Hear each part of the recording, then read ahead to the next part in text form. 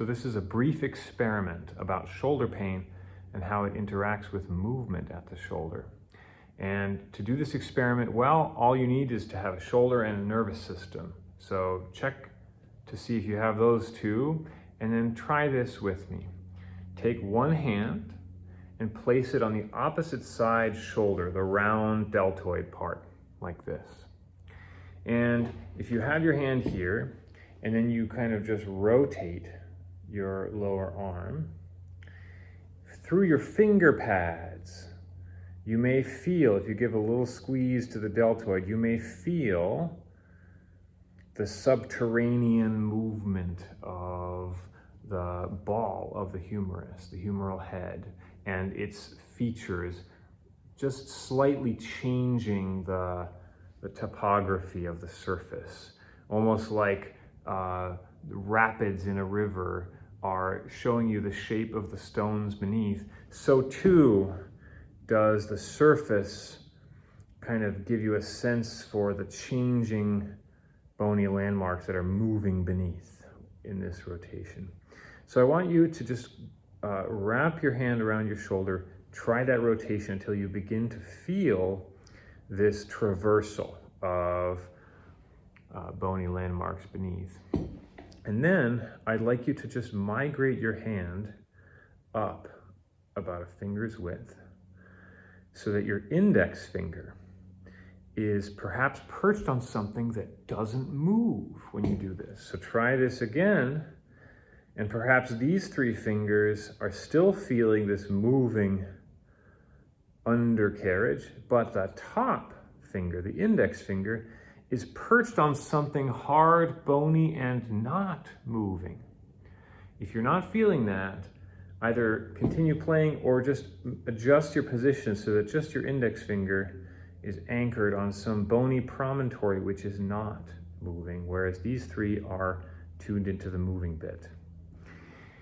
This landmark is the acromion process of the scapula, and it is an overhang above the ball and socket joint of the shoulder, and it's this perception of the relationship between the humeral head and the acromion that's going to be a key assessment for anyone experiencing shoulder pain, shoulder dysfunction, or indeed, as we're doing next weekend, frozen shoulder.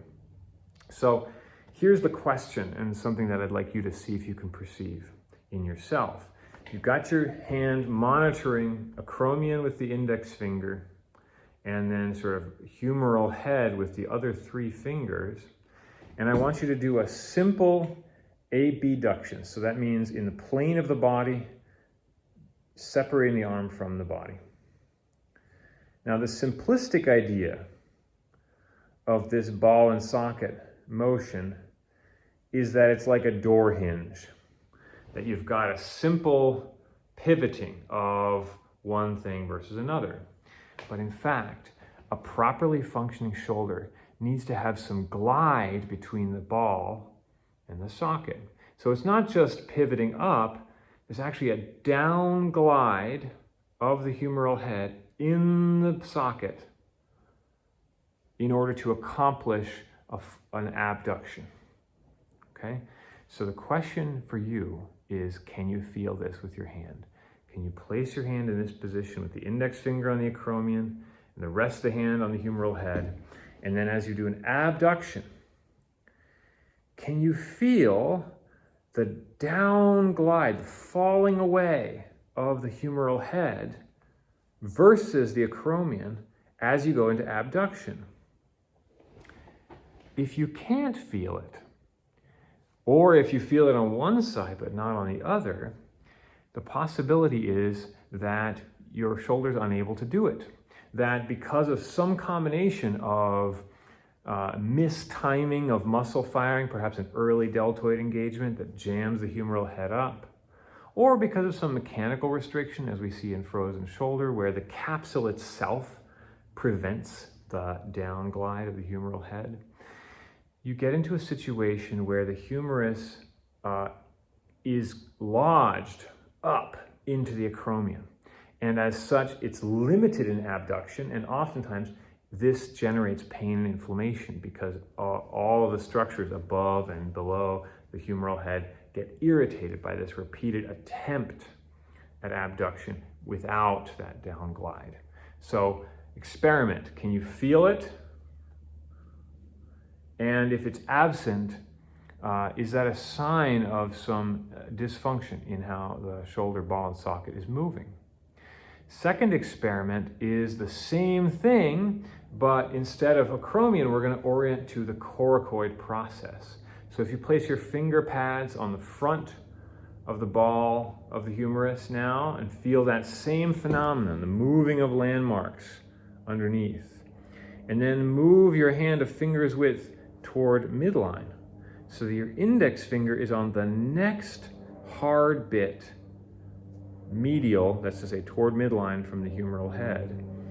And do that same motion, again, the index finger should be on something stationary, whereas the rest of the hand should feel that moving undercarriage of humeral head.